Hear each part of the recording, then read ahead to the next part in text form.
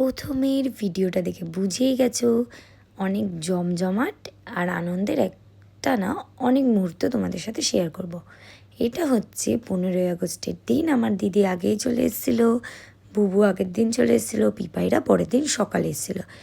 এই দেখো এখানে আমার দিদি, আমার জুমজুমি সবাই আছে।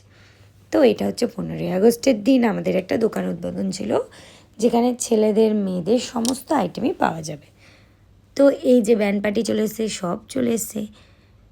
এখানে কি কি হয়েছিল আমি তোমাদের বলে দিচ্ছি। ফার্স্ট হয়েছিল পতাকা উত্তোলন, তারপর হয়েছিল দোকানের উদ্বোধন। এই দুটোর মধ্যে একটাও এমন টাইমে হয়েছে যে আমরা পরিস্থিতি এমন একটা ক্রিয়েট হয়েছিল যে আমরা এসে পৌঁছাতে পারিনি। আমার হাজব্যান্ড আমাদের ছাড়াই উদ্বোধন করে দিয়েছে, যেখানে শুধুমাত্র আমার হাজব্যান্ডই ছিল, আমরা ফ্যামিলির কেউই ছিলাম না। হ্যাঁ, ছিল হচ্ছে কার্তিক আর হচ্ছে মেশো, এরা ছিল। আর মেশো কার্তিকও অনেক পরিশ্রম করেছে, তাই এরা তিনজনই ছিল। পরিশ্রম এই দোকানটা উদ্বোধন করতে সবাই করেছে, আমিও করেছি। আর যার নাম নেওয়া একদমই বাদ দেওয়া যাবে না, সেটা হচ্ছে গৌরবের ছোটো মাসি।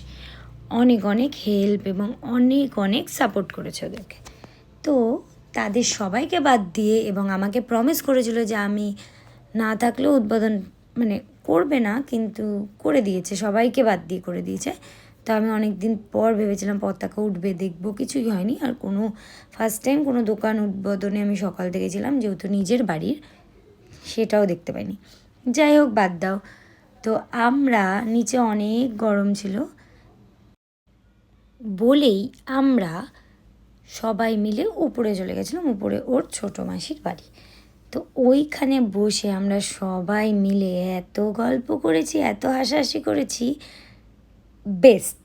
আর ওই যে দূরে আমার লুচি বসে আছে, আর পাশেই ঝুমঝুমি, মিঠু কাকি, পিপাই, বুবু, মালা কাকি।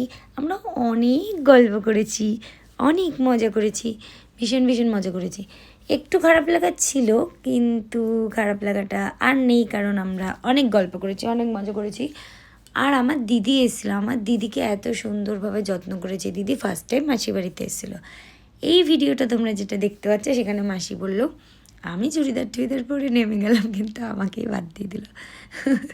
যাই হোক, এইসব মনে রেখে লাভ নেই, এখন অনেক মজা করতে হবে।